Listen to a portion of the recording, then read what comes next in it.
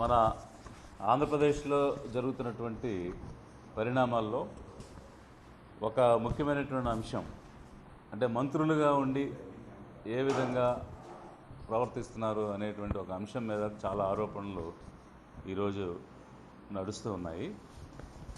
అయితే మనకి కాన్స్టిట్యూషన్లో థర్డ్ షెడ్యూల్ రాజ్యాంగంలో ఉన్నటువంటి 3వ షెడ్యూల్లో యాక్చువల్గా forms of oaths and affirmations అంటే ఏ స్థాయి వారు ఏ రకమైనటువంటి ప్రమాణ స్వీకారాలు చేస్తారు, ఏ రకమైనటువంటి కమిట్మెంట్ ఇస్తారు అనేటువంటిది ఈ థర్డ్ షెడ్యూల్లో ఉంటాయి. దీనిలో ఒక స్టేట్కి సంబంధించినటువంటి మినిస్టర్స్ కూడా ఎలాంటి ప్రమాణ స్వీకారం చేస్తారనేటువంటిది కూడా దీనిలో ఉంటుంది. సో దీనిలో అంటే అదర్ డీటెయిల్స్ అన్నీ అందరం చాలాసార్లు వినున్నాం. ఇందులో ఒక మెయిన్ పాయింట్ ఏంటంటే I will faithfully and conscientiously discharge my duties. I will do right to all manner of people without fear, fervor, affection or ill will. అనేది మొదటి భాగంలో. రెండవది డైరెక్ట్గా కానీ ఇండైరెక్ట్గా కానీ సీక్రెసీ అనేటువంటిది పాటిస్తాను. మంత్రిగా డిశ్చార్జ్ చేయడానికి నా దృష్టికి వచ్చినటువంటి అంశాలు తప్ప ఎక్కడ కూడా ప్రభుత్వానికి సంబంధించిన సమాచారాన్ని కానీ ఏది కూడా బయట పెట్టను, బయలు చేయనని ఇలా 2 భాగాలుగా ఎవరైనా కూడా ప్రమాణ స్వీకారం చేస్తారు. సో అంటే ఒక అంతఃకరణ శుద్ధితో ఎలాంటి ఫేవర్ లేకుండా, ఫేవరెటిజం లేకుండా, నెపోటిజం లేకుండా, సొంత లాభాలు చూసుకోకుండా పనిచేయడం అనేటువంటిది చేస్తామని ప్రతి ఒక్కరూ కూడా ప్రమాణం చేయడం అనేది జరుగుతుంది. అయితే ఇప్పుడు ఈ కాంటెక్స్ట్ ఏంటంటే పంచాయతీరాజ్ మంత్రిగా, ఈఎఫ్ఎస్టీ ఎన్విరాన్మెంట్ ఫారెస్ట్ మంత్రిగా ఉన్నటువంటి పవన్ కళ్యాణ్ గారు, వారు అంటే ఉప ముఖ్యమంత్రిగా కూడా ఒక పదవి ఉన్నది వారికి. అయితే వీరు వారి శాఖలో, పంచాయతీరాజ్ శాఖలో ప్రధానంగా చాలా అంశాలు ఉన్నాయి. గ్రామాలలో తాగునీరు అందక ఇబ్బంది పడుతున్నటువంటి ప్రజలు ఉన్నారు. అంతర్గత రోడ్లు, ఇంటర్నల్ రోడ్స్ లేక గతుకుల్లో తిరుగుతున్నటువంటి పరిస్థితి ఉన్నది. డ్రైనేజీలు లేకుండా నీరు వెళ్ళక మురికి వాసనతో ఉన్నటువంటి గ్రామీణ ప్రాంతాలు, ముఖ్యంగా పేదలు నివసించే ప్రాంతాలు ఉన్నాయి. అందువల్ల అనేక రకాలైనటువంటి కంటేజియస్ డిసీజెస్, అంటువ్యాధులు అనేటువంటివి ముఖ్యంగా ఈ వర్షాకాలం వచ్చినటువంటి సమయంలో అంటువ్యాధులు ప్రబలకుండా పంచాయతీ డిపార్ట్మెంట్ ప్రత్యేకమైనటువంటి చర్యలు తీసుకోవాల్సిన పరిస్థితి ఉంది. దీంతోపాటు ముఖ్యంగా పారిశుద్ధ్యం అనేటువంటిది ప్రతి గ్రామాన్ని కూడా శుభ్రంగా ఉంచడం, ఈ వ్యాధులను బారిన పడకుండా. ఎందుకంటే తెలియనటువంటి వ్యాధులు వాళ్ళ మీద వచ్చి పడితే దాన్ని నయం చేసుకోవడానికి వీళ్ళు కష్టపడి సంపాదించే డబ్బుని ఆ మందుల కోసం వాడాల్సిన పరిస్థితి వస్తుంది. ఇట్లాంటి అనేక రకమైనటువంటి పంచాయతీ రాజ్ శాఖ చేయాల్సిన పనుల గురించి వీరు ఎక్కడైనా సమీక్షించినట్టు కానీ, దానికి చర్యలు తీసుకోవడానికి కానీ, లేదు ఇప్పుడు వర్షాకాలం వచ్చింది, తుఫానులు వస్తాయి, అందుకు సంబంధించినటువంటి వ్యాధులు రాకుండా తీసుకునే చర్యల గురించి కానీ ఎక్కడ మనకి కనిపించడం లేదు. ఫ్లడ్స్ వచ్చినప్పుడు, విజయవాడ ఫ్లడ్స్ వచ్చినప్పుడు కనీసం రిలీఫ్ ఆపరేషన్స్లో కనిపించలేదు. అలాగే అనేక సర్పంచ్ పదవులు గత 2 సంవత్సరాలుగా ఖాళీ అయి ఉన్నటువంటి వాటికి ఉప ఎన్నికలు పెట్టడం లేదు. ఈ ప్రభుత్వం వచ్చిన తర్వాత కక్ష సాధింపు చర్యలుగా అనేక మంది సర్పంచుల యొక్క చెక్ పవర్ని రద్దు చేసినటువంటి పరిస్థితి ఉంటే దాని మీద అప్పీల్స్ వేసుంటే వాటి మీద ఏ రకమైన చర్యలు లేదు. ఫైల్ పర్ఫార్మెన్స్ అంటే ఫైల్స్ డిస్పోజల్లో చాలా తక్కువ ర్యాంకు ఈ ముఖ్యమంత్రి గారు వారికి ఇవ్వడం జరిగింది అనేది ఒకవైపు. పర్యావరణ శాఖ మంత్రిగా పర్యావరణ పరిరక్షణకు సంబంధించినటువంటి పనులు, అడవుల పెంపుకు సంబంధించినటువంటి పనులు, అవి ఎక్కడ సైన్స్ అండ్ టెక్నాలజీని కొత్త తరానికి ఇవ్వాల్సినటువంటి పరిస్థితిలో సైంటిఫిక్ టెంపర్ గురించి కానీ, టెక్నాలజీ ఇన్వాల్వ్మెంట్ గురించి కానీ కాకుండా ఆయన పాత ఆచారాలు, మూఢనమ్మకాల గురించి ప్రచారం చేసేటువంటి పని ఇంకోవైపు. అంటే సైన్స్ అండ్ టెక్నాలజీ మానేసి సూపర్స్టిషన్స్, పాత పద్ధతులు ఏవైతే బ్రిటిష్ వాళ్ళు వచ్చినప్పటి నుంచి అనేక చట్టాలుగా చేసి ఈ తప్పులన్నీ చేయొద్దు, సతీసాగమనం లాంటివో లేకపోతే దేవదాసి వ్యవస్థ లాంటివి, ఇట్లాంటి అనేక విధానాలు ఆపేస్తే అలాంటి ధర్మాలు పాటించడానికి ప్రచారం చేయటం మరొక వైపు. ఇదంతా ఎలా ఉంటే మరి పర్యావరణం అంటే ఒక సస్టైనబుల్ డెవలప్మెంట్ అంటే ఎక్కడైనా ఒక ఎకనామిక్ డెవలప్మెంట్ రావాలంటే పర్యావరణానికి ఇబ్బంది లేకుండా అభివృద్ధి చేయాలనేటువంటిది ఐక్యరాజ్య సమితి చెబుతుంది. మరి కరేడు అనేటువంటి గ్రామంలో అంతకుముందే భూమినిచ్చి ప్లాంట్ ఏర్పాటు చేసిన ఇండోసాల్ రావూరు చేవూరు గ్రామాల్లో ప్లాంట్ కూడా ఏర్పాటు చేసి 5,000 ఎకరాలు ఇస్తే అది కాదని ఇప్పుడు 8,000 ఎకరాలు 2 పంటలు పండే భూమి 3 పంటలు పండే భూమిని అమరావతి కోసం తీసుకున్నారు. ఇంకో 40,000 ఎకరాలు తీసుకుంటామంటున్నారు. అది ఒక చర్చ, దాని మీద చాలా గందరగోళం జరుగుతుంది. ఇదిలా ఉంటే మరి 8,000 ఎకరాల భూమి కరేడు అనేటువంటి 2 పంటలు పండే దగ్గర రైతుల నోట మట్టి కొట్టి ఆ పచ్చని భూములను తీసుకునేటువంటి పరిస్థితి ఇలాంటి ప్లాంట్స్కి అవసరం లేదు. ఎన్నో రకాలైనటువంటి బీడు భూములు ఉన్నాయి, పండని భూములు ఉన్నాయి, వాటి గురించి కూడా మాట్లాడలేదు. ఇదంతా ఒక వైపు అయితే మరొక వైపు రాష్ట్రంలో అల్లకల్లోలమైపోయేటువంటి పరిస్థితి ఉంది. అనేక రకాలైనటువంటి అత్యాచారాలు, దాడులు జరుగుతున్నాయి. ముఖ్యంగా మహిళలకు సంబంధించి ఈ రాష్ట్రంలో గత సంవత్సర కాలంలో ఎంత భయానకమైనటువంటి పరిస్థితులు మహిళలు చూశారు, అత్యాచారాలు ఎదుర్కొన్నారు, హత్యలకు గురయ్యారు ఒకవైపు. మరొక వైపు కనీసం ముక్కుపచ్చలు ఆరనేటువంటి బాలికల మీద అఘాత్యాలు జరుగుతున్నాయి. పాత అనంతపురం జిల్లాలో ఒక షెడ్యూల్ కాస్ట్ గర్ల్ మీద పైశాచికంగా అమానవీయంగా 14 మంది, ఆమె కనీసం 14 సంవత్సరాలు నిండని వ్యక్తిపై రేప్ చేసి ఈరోజు ఆమె బిడ్డకు ప్రసవించిందని కూడా చెప్తున్నారు. ఎవరిని వెళ్ళనివ్వటం లేదు, చూడనివ్వటం లేదు. మరి ఇలాంటి అంశాలకు కూడా మీకు సమయం లేదు. కనీసం ఆ బాలికను సందర్శించి ప్రభుత్వంలో మీరున్నారు, అన్ని రకాల అధికారాలు మీ చేతిలో ఉన్నాయి, మీరేమైనా చేయొచ్చు, ఆ బిడ్డకు ఒక భవిష్యత్తునిద్దాం, ప్రభుత్వం భరోసా ఇచ్చింది, తోడుగా ఉంటుంది, మేము నీకు జీవితాన్ని ఇస్తాము, నువ్వు కోల్పోయి జరిగిపోయింది వెనక్కి తీసుకురాలేకపోయినా కనీసం భవిష్యత్తునైనా ఇవ్వడానికి ఒక ప్రయత్నం చేస్తామనేటువంటి భరోసా ముఖ్యమంత్రిని కానీ ఈ ఉప ముఖ్యమంత్రి దగ్గర నుంచి కానీ ఆ లోకల్ మినిస్టర్ కానీ నోబడీ హ్యాస్ టేకెన్ కేర్. ఇదొక వైపు అయితే మరి అతను ఓన్ కాన్స్టిట్యున్సీలోనే అట్రాసిటీస్. ఒక కార్యకర్త చనిపోతే పలకరింపు లేదు, అతనికి ఎలాంటి రిలీఫ్ లేదు, పైగా గ్రామ బహిష్కరణ. అంటే విమెన్ మీద అట్రాసిటీస్ జరుగుతుంటే ఈ మంత్రి ఎక్కడ కూడా పరామర్శించింది లేదు, కనీసం భవిష్యత్తు కోసం మాట ఇచ్చింది లేదు, భరోసా ఇచ్చింది లేదు. తన ఓన్ కాన్స్టిట్యున్సీలో down trodden people, schedule caste మీద అట్రాసిటీ జరుగుతుంటే దాన్ని నివారించింది లేదు, దానికి ఎలాంటి చర్యలు తీసుకోవడం లేదు. మరొక వైపు రైతులు వచ్చి మాకు గిట్టుబాటు ధర దొరకటం లేదని పొగాకు, మిర్చి, మామిడి ఇట్లాంటి వాళ్ళందరూ వస్తే నాకు శాఖ కాదు, నాకు సంబంధం లేదని చెప్పేసి తప్పించుకుని వెళ్ళిపోతూ ఉన్నటువంటి పరిస్థితి ఉంది. మరి కనీసం ఫార్మర్స్ని పట్టించుకున్నటువంటి పరిస్థితులు, మహిళల్ని పట్టించుకోలేదు, డౌన్ ట్రాడన్ కమ్యూనిటీస్ని పట్టించుకోలేదు, ఆదివాసుల్ని పట్టించుకోలేదు. మరి ఇదే సమయంలో రాష్ట్రంలో అనేక రకాలైనటువంటి అరాచకాలు చేస్తున్నారు. వాళ్ళ ఓన్ ఎమ్మెల్యేస్ కాకినాడలో యూనివర్సిటీకి వెళ్ళి ప్రొఫెసర్స్ని తిడతారు, అక్కడ భూమి ఇవ్వలేదని, వాళ్ళతో ఉండి వాళ్ళ ఓటేసిన వాళ్ళనే కబ్జా చేయడానికి 10 లక్షలు ఇవ్వలేదని వాళ్ళ మీద దాడి చేస్తారు. వాళ్ళ ఇన్ఛార్జీలు మహిళల మీద దాడి చేస్తారు తిరుపతిలో, అలాగే కాళహస్తిలో. ఇట్లా వాళ్ళ ఓన్ పార్టీ వాళ్ళు చేస్తున్న దాన్ని ఆపింది లేదు, నివారించింది లేదు, ప్రజల కోసం పనిచేసింది లేదు. అలాగే ఈ జరుగుతున్నటువంటి యూత్కి సంబంధించి ఒక నోటిఫికేషన్స్ రావడం లేదు. ఎవ్రీ ఇయర్ క్యాలెండర్ ఇస్తామంటే దానికోసం క్యాలెండర్ లేదు.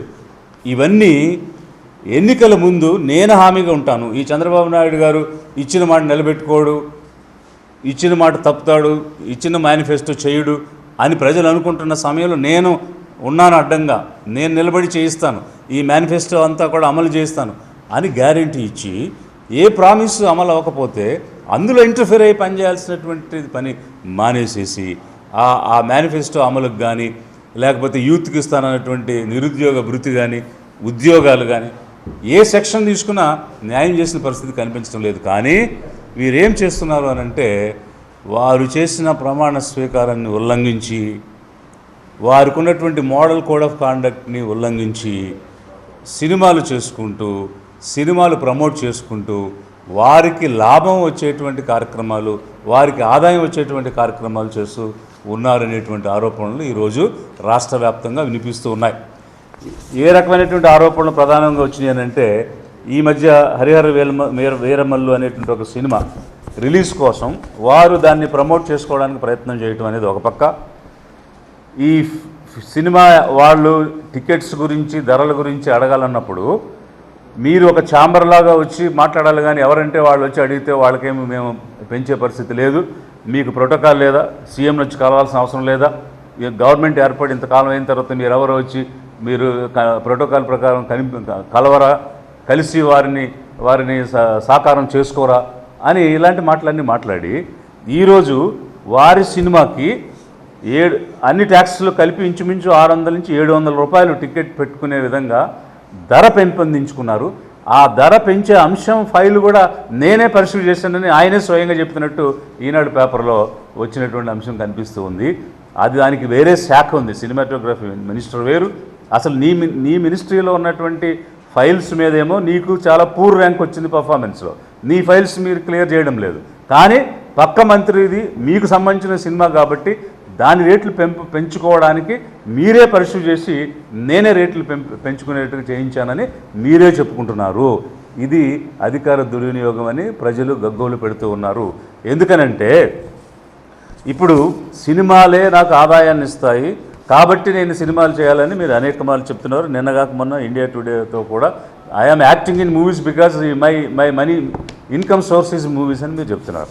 మరి ఇక్కడ గవర్నమెంట్ ఆఫ్ ఇండియా అలాగే మన రాష్ట్ర ప్రభుత్వాలు ఇచ్చినటువంటి గైడ్లైన్స్ కానీ కోడ్ ఆఫ్ కండక్ట్ కానీ ఏ విధంగా ఉంటుందనంటే, ఎవరైనా సరే ఈ మంత్రిగా చేరేటప్పుడు ఎలాంటి కోడ్ ఆఫ్ కాండక్ట్ కలిగి ఉండాలంటే, సెవర్ ఆల్ కనెక్షన్స్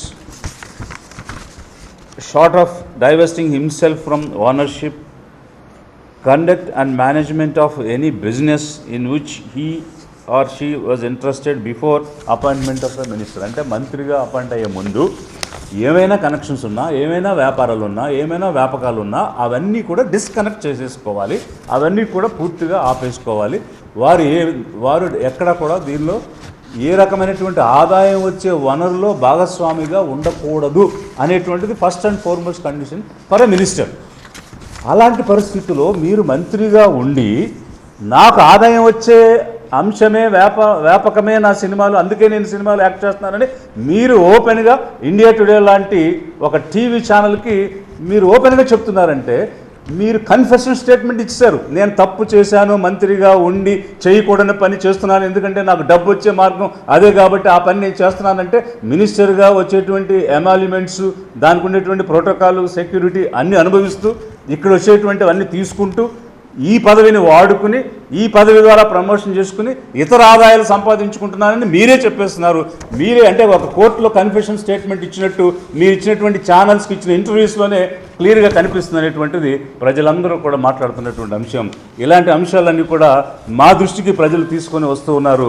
అదేవిధంగా engaging in commercial acting, attending the film functions, earning income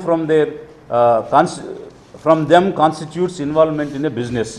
అలాగే మనకి prevention of corruption act 1988 section 7 and section 13 చాలా క్లియర్గా ఏం చెప్తున్నారంటే, offence relating to public servant being bribed, public servant obtaining undue advantage without consideration, criminal misconduct of by a public servant, ఇవన్నీ కూడా corruption act చెప్తుంది. అదేవిధంగా గవర్నమెంట్లో అంటే ఎగ్జిక్యూటివ్లో భాగమైనటువంటి వ్యక్తిగా ఒక బోనఫైడ్ అఫీషియల్ పర్సన్గా ఉన్నటువంటి మీరు ఏ విధంగా ఏ రూపంలోనూ కూడా పర్సనల్ బిజినెస్ కానీ, అటెండెన్స్ ఎట్ అదర్ ఎంగేజ్మెంట్స్ కానీ, ప్లెజర్ ట్రిప్స్ కానీ ఇట్లాంటివి ఏవి కూడా చేయకూడదు, దానికి గవర్నమెంట్ మెషినరీ వాడకూడదు, అందుకు సంబంధించినటువంటి పర్సనల్ మనుషులను కూడా వాడకూడదు అనేటువంటిది చాలా క్లియర్గా చెప్తూ ఉన్నది. అదేవిధంగా వీరు రకరకాల ప్లేసులకు మదురైకి వెళ్తారు, చెన్నైకి వెళ్తారు, లేకపోతే హైదరాబాద్కి వెళ్తారు, ఎక్కడెక్కడికో వెళ్తారు. ఆంధ్రప్రదేశ్ మంత్రికి బయట రాష్ట్రంతో ఏం పని? ఒకవేళ బయట రాష్ట్రానికి మీరు వెళ్ళేటట్లయితే అఫీషియల్ మిషనరీని కానీ ఇక్కడ ఉన్నటువంటి హోదాను కానీ వాడుకుని ఏ విధంగా వెళ్తారు? Unless it is unofficial engagement. If you are meeting a union minister or somebody on an official engagement pertaining to your portfolio or on behalf of the government, if you are meeting someone, that's fine. But మీరు మానాడు మదురైలో మానాడు సభకు వెళ్తారు, అక్కడ high court ఏమని ఇచ్చింది, ఎలాంటి రాజకీయమైనటువంటి ప్రసంగాలు చేయకుండా మీరు రిలీజియస్ కార్యక్రమం చేసుకోమని పర్మిషన్ ఇచ్చి ఆ మీటింగ్ పెట్టారు వాళ్ళు. అలాంటి చోటకు వెళ్ళి మీరు కంప్లీట్గా పాలిటిక్స్ మాట్లాడుతూ ఉన్నారు. మరి ఆంధ్రప్రదేశ్ రాష్ట్రం నుంచి మదురైకి వెళ్ళడానికి మీకేం అఫీషియల్ ఎంగేజ్మెంట్ లేదు కదా, that is not an official engagement. అలాగే మీరు చెన్నైకి వెళ్ళి ఇంకొకటి ఏదో చేస్తారు. సో ఇట్లా ఈ రకమైనటువంటి మిస్యూజ్, మళ్ళీ అఫీషియల్ మెషినరీని అందరినీ తీసుకుని మీరు సినిమా షూటింగ్స్కి వెళ్తున్నారు. ఓకే, ఒక సెక్యూరిటీ రీజన్ ఉండి సెక్యూరిటీ కోసం మీరు అఫీషియల్ సెక్యూరిటీ తీసుకెళ్లారంటే దాన్ని అర్థం చేసుకోవచ్చు. ఒకవేళ అలాంటి థ్రెట్ ఉంటే డెఫినెట్గా state will provide security for you. దాని గురించి మిస్యూజ్ అనేటువంటి మాట ఏమి లేదు. కానీ మీ పదవిని, మీ హోదాని, ఇప్పుడు సినిమాటోగ్రఫీ మినిస్టర్ ఫాలోఅప్ చేయాల్సిన ఫైల్ని నేను ఫాలోఅప్ చేశానంటారు, మీ సినిమాకి టికెట్లు పెంచుకున్నానని చెప్తారు. సో ఓపెన్గా మీరు కన్ఫెస్ చేసేస్తున్నారు, నా పదవిని అధికారాన్ని దుర్వినియోగం చేసి నా ప్రమోషన్ చేసుకుంటున్నాను, నా ఫిలింకి ఎక్కువ అమౌంట్ పెట్టి పేదల యొక్క ఏమనాలి దాన్ని, వాళ్ళ కష్టార్జితాన్ని లాక్కుండా, అంటే 150-200తో సినిమా చూడగలిగే వాళ్ళని మీరు 700 పెట్టి సినిమా టికెట్ కొనిపిస్తున్నారు. అందులో చాలామంది పేదలు ఉంటారు. సినిమా అంటే ఆహ్లాదం అని చెప్పి, ఇంట్రెస్ట్ అని చెప్పి, ఫ్యాన్స్ అని చెప్పి ఎక్కడైనా అప్పైనా చేసి తెచ్చి వాళ్ళు సినిమా టికెట్ కొనుక్కొని వెళ్ళేటువంటి పరిస్థితి ఉంటుంది. టికెట్ రేట్స్ అనేటువంటివి ఇక్కడ ఉండేటువంటి లివింగ్ స్టాండర్డ్స్ని బట్టి, ఎకనామిక్ సిచ్యువేషన్ బట్టి, ఇన్ఫ్లేషన్ బట్టి ఫిక్స్ చేస్తుంది గవర్నమెంట్. అలాంటిది ఎందుకనంటే అఫోర్డబిలిటీ అనేది ఇంపార్టెంట్. అందరూ చూడాలి, వినోదం అందరికీ కావాలి కాబట్టి. కానీ మీరు రేట్లు పెంచేసి మీకు లాభం కోసం, మీకు డబ్బు రావడం కోసం పేదవాళ్ళ దగ్గర నుంచి ఈ రకమైనటువంటి పనులన్నీ కూడా చేస్తున్నారు. సో ఇక్కడ అధికార దుర్వినియోగంతో పాటు లీగల్ ప్రొవిజన్స్ కూడా ఉన్నాయి. ఏమిటంటే doctrine of conflict of interest అనేటువంటిది ఒకటి ఉంది ఈ ఫండమెంటల్ ప్రిన్సిపల్స్లో. అలాగే judicial interpretation on public servants engaging in commercial activities. So ఇక్కడ చాలా క్లియర్గా ఒక సుప్రీంకోర్టు జడ్జిమెంట్ కూడా ఇచ్చింది. ఏమనంటే state of Uttar Pradesh versus Raj Narain. ఈ కేసులో చాలా క్లియర్గా ఏం చెప్తుందంటే, the principle is directly applicable to the alleged use of government staff and security for private movie functions and the broader use of government machinery. ఇవన్నీ కూడా తప్పు అని సుప్రీంకోర్టు చాలా స్పష్టంగా చెప్పినటువంటి పరిస్థితులు ఇక్కడ ఉన్నాయి. ఈ అంశాలన్నీ కూడా లిబరేషన్ కాంగ్రెస్ పార్టీ దృష్టికి వచ్చాయి. ఈ రకమైనటువంటి ఆరోపణలు, మీరు సినిమా హాల్లోకి వెళ్ళి అక్కడ ఏదో మాట మంతి అనేటువంటి కార్యక్రమాన్ని నిర్వహించటం, మన ఊరు మా మంతి అని అది లైవ్లో ప్రచారం చేయటం, అక్కడ ప్రభుత్వ కార్యక్రమాన్ని సినిమాని కలిపి చేయడం, అలాగే ఈ ధరలు పెంచడం అనేటువంటి అంశంలో అసలు మీరు ఫిలిం ఛాంబర్ వాళ్ళు వచ్చి అడగాలని చెప్పి, ఛాంబర్ ఎవరు రాకపోయినా మీకు మీరుగా నిర్మాతతో కాగితం పెట్టించి టికెట్లు పెంచినట్టు గవర్నమెంట్ ఇచ్చినటువంటి మెమోలో క్లియర్గా కనిపిస్తూ ఉంది. మరి మీరు చెప్పినటువంటి ఈ ఛాంబర్ అంతా ఏమైపోయింది? ఫిలిం ఛాంబర్ వాళ్ళందరూ కూడా ఏమైంది? కేవలం మీ యొక్క పర్యవేక్షణలో ప్రత్యక్ష ప్రమేయంతోనే టికెట్లు పెంచారని మీరు అడ్మిట్ చేయడం జరిగింది.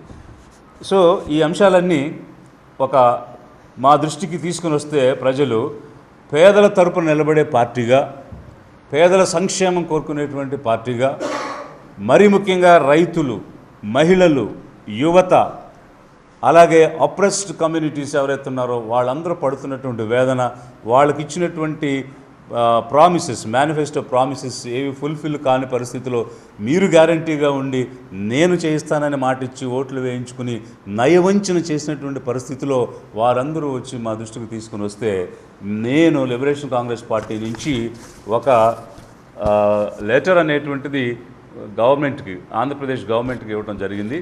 దీనిలో ఈ అంశాలన్నింటినీ కూడా పొందుపరిచి ఒక సమగ్రమైన నిష్పాక్షికమైనటువంటి విచారణ జరిపించి జరిగినటువంటి తప్పులపై చర్యలు తీసుకోమని, మంత్రిగా ఉండటానికి వారు అనర్హులు కాబట్టి వారిని బర్తరఫ్ చేయాలనేటువంటి డిమాండ్ లిబరేషన్ కాంగ్రెస్ పార్టీ ఈరోజు రాష్ట్ర ప్రభుత్వానికి చేస్తూ ఉన్నది.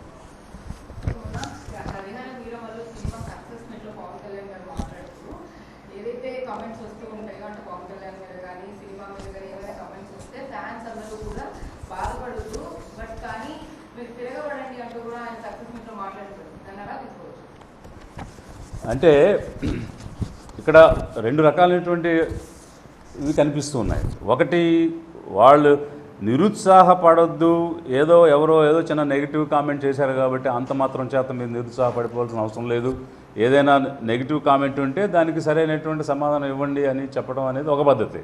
అలా కాకుండా తిప్పికొట్టండి, ఎదురుదాడి చేయండి, వెనకాడకండి అని అంటే అది ఎలా అర్థం చేస్తుందంటే, అంటే మనం ఎవరి మీదైనా తిరగబడవచ్చు, దాడి చేసేయచ్చు, భౌతిక దాడి చేసినా కూడా పర్వాలేదు, మా నాయకుడు వెనకాల ఉన్నాడు అన్న భావన కలిగిస్తూ ఉంది. ఒకవేళ మీ ఇంటెన్షన్ నిజంగా సోషల్ మీడియాలో ఈ ట్రోలింగ్స్ అనేటువంటివి, నెగిటివ్ కామెంట్స్ అనేవి జరుగుతాయి కాబట్టి దానికి కుంగిపోవాల్సిన అవసరం ఏం లేదు, మన వాదన ఏంటో మీరు వినిపించండి, ఘాటుగా వినిపించండి అని అంటే అది వేరుగా ఉంటుంది. కానీ అతను చెప్పిన విధానం అట్లా అనిపించడం లేదు. మీరు దాడి చేయండి అని అంటే మనం భౌతికంగా దాడి చేసేయచ్చు, నేను వెనకాల ఉన్నాను అనేటువంటి భరోసా ఇచ్చినట్టుగా అది కనిపిస్తూ ఉంది. ఒక మంత్రిగా ఆ విధంగా మాట్లాడటం అనేటువంటిది సమంజసం కాదు. ఎందుకంటే ఒక సమన్వయంతో ఎక్కడైనా కూడా దాడి జరగడానికి అవకాశాలు ఉన్నాయి అని అంటే దానిని ఒక రిస్ట్రెయింట్ మెయింటైన్ చేసే విధంగా వాళ్ళని మార్చాల్సినటువంటి పోర్ట్ఫోలియోలో, అంటే బాధ్యతలో మంత్రి ఉంటారు. అలాంటిది ఇలాంటి కామెంట్స్ చేయడం అనేది చాలా శోచనీయమైనటువంటి విషయం.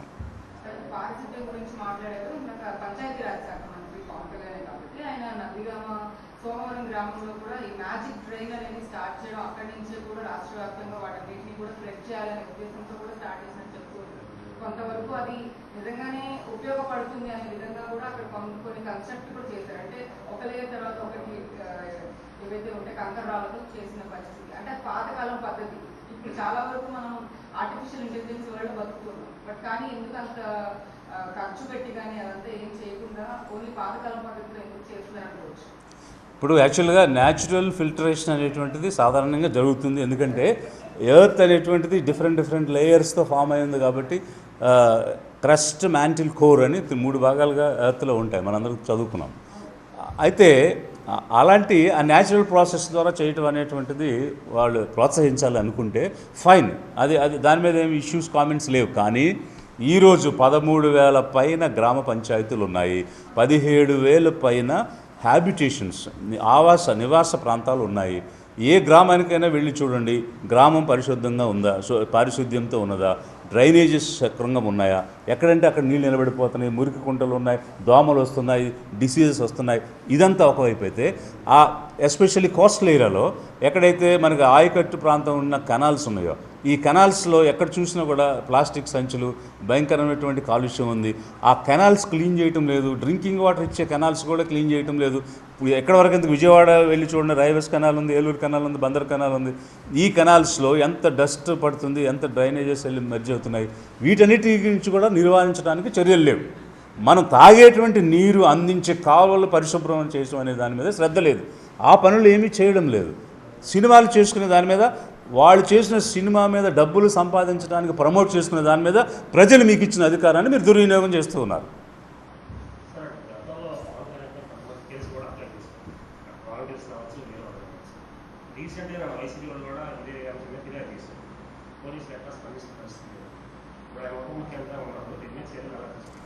ఇప్పుడు మేమైతే ఇది concern officers, chief secretary, director general anti corruption బ్యూరోకి అయితే ఈ కంప్లైంట్ పంపించడం జరిగింది. ఒక కాపీ హానరబుల్ చీఫ్ మినిస్టర్ కూడా ఇచ్చున్నాము. దీని మీద ఎలాంటి చర్యలు తీసుకోకపోతే సరైనటువంటి సాక్ష్యాధారాలతోటి ఫర్దర్ కోర్స్ ఆఫ్ యాక్షన్ అనేటువంటిది ఒక లిబరేషన్ కాంగ్రెస్ పార్టీ రాజకీయ పార్టీగా ప్రజల యొక్క మనోభావాలకు అనుగుణంగా, మరీ ముఖ్యంగా పేదలకు సంబంధించినటువంటి ఇంట్రెస్ట్లు ఇక్కడ ఇన్వాల్వ్ అయి ఉన్నాయి కాబట్టి వారి తరపునైతే మేము తప్పకుండా ఫైట్ చేస్తాం.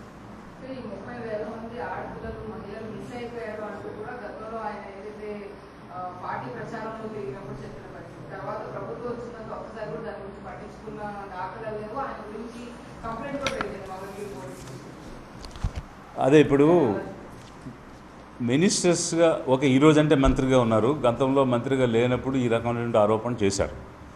ఏమిటి 30,000 మంది మహిళలు మిస్ అయిపోయారు, అది వాలంటీర్స్ చేస్తున్నారు ఈ పని, అంటే వాలంటీర్స్కి ఇంటింటికి వెళ్ళి వాళ్ళ డేటా సేకరించి యాక్సెస్ ఉంది కాబట్టి ఎవరైతే ఒంటరిగా ఉన్న మహిళలు ఉన్నారో, మగవాళ్ళు లేనటువంటి ఇళ్ళు ఉన్నాయో వాటన్నిటిని కూడా గుర్తించి వాళ్ళ పేర్లని సేకరించి హ్యూమన్ ట్రాఫికింగ్ చేస్తున్నారు అన్న విషయాన్ని నిఘా వర్గాలు చెప్పాయి.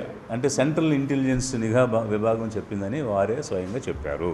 మరి సెంట్రల్ ఇంటెలిజెన్స్ నిఘా విభాగం మీకు ఆ విషయం ఇచ్చుంటే ఎందుకు సంవత్సరం అయిన తర్వాత కూడా ఆ ఇన్ఫర్మేషన్ మీ చేతిలో ఉండి కూడా ఏ వాలంటీర్ ఈ పని చేశారు, ఎక్కడ హ్యూమన్ ట్రాఫికింగ్ జరిగింది, దాని మీద ఎందుకు చర్యలు లేవు? ఇది ప్రజల నుంచి ఎదురవుతున్నటువంటి ప్రశ్న.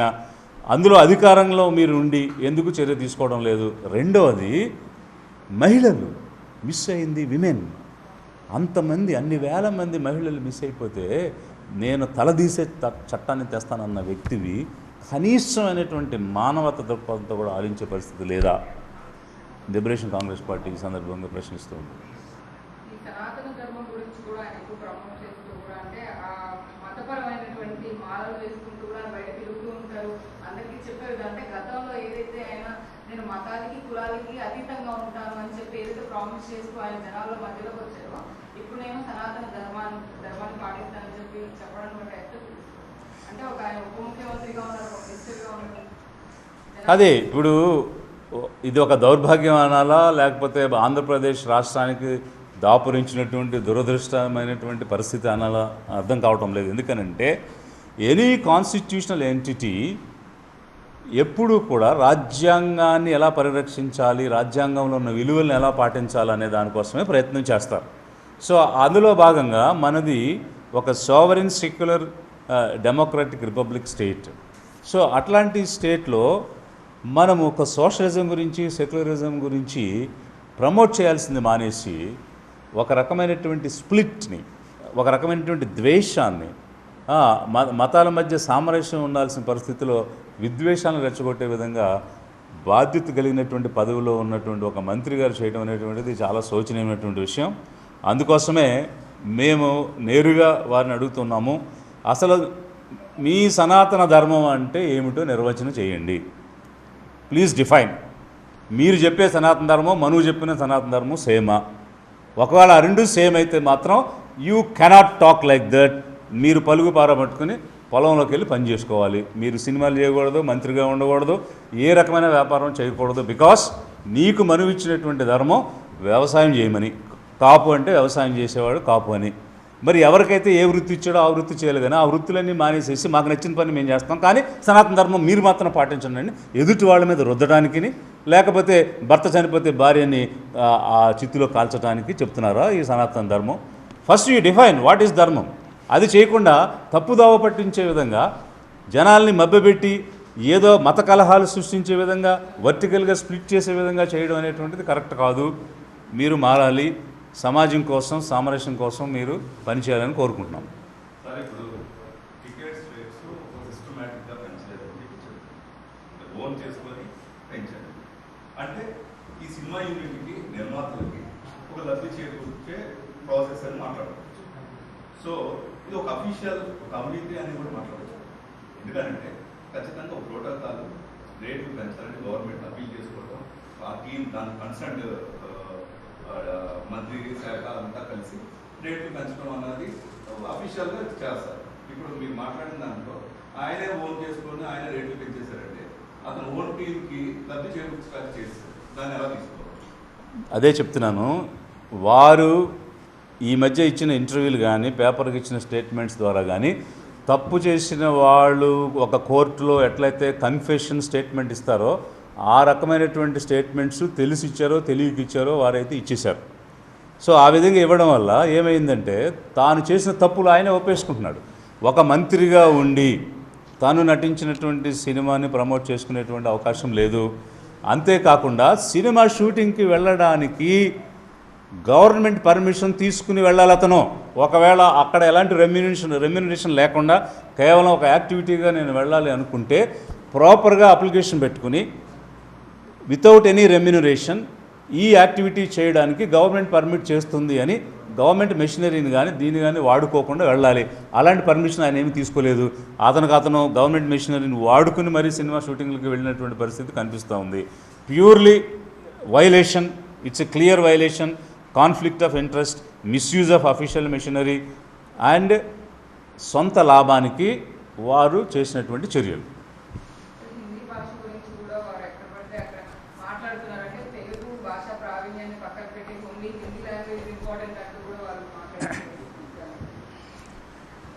ఇప్పుడు 22nd షెడ్యూల్ ఎయిత్ షెడ్యూల్లో 22 లాంగ్వేజెస్ ఉన్నాయి. అందులో హిందీ ఉంది, తెలుగు, కన్నడ, మలయాళం, ఒడియా, మరాఠీ ఇలా అనేకమైన భాషలు ఉన్నాయి. అన్ని భాషలకి ఒకటే స్టేటస్ రాజ్యాంగం ఇచ్చింది. అంటే గుర్తింపు, గౌరవం same. So no way Hindi is superior, no way Telugu is inferior. So ఈరోజు మనకు కావాల్సింది ఏంటంటే ప్రపంచవ్యాప్తంగా ఆంధ్రులు కానీ తెలంగాణలో తెలుగు వాళ్ళు కానీ అవకాశాలు అందిపుచ్చుకోవాలి అని అంటే today's requirement is English education.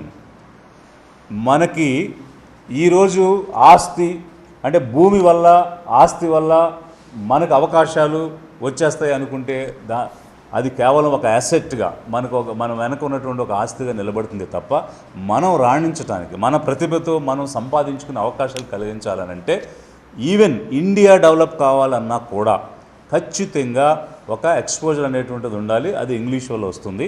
So English medium ఎడ్యుకేషన్తో పాటు మదర్ టంగ్ అనేటువంటిది ఖచ్చితంగా ఉండాలి. అది 10వ తరగతి వరకు అన్ని రకాల సిలబస్లో, సిబిఎస్ఈ అయినా, ఐసిఎస్ఈ అయినా, స్టేట్ సిలబస్ అయినా, లేకపోతే ఐబీ అయినా, any kind of syllabus, international school కానీ నేషనల్ స్కూల్ కానీ తెలుగు అనేటువంటిది కంపల్సరీగా 1వ తరగతి నుంచి 10వ తరగతి వరకు ఉండి తీరాల్సిందే.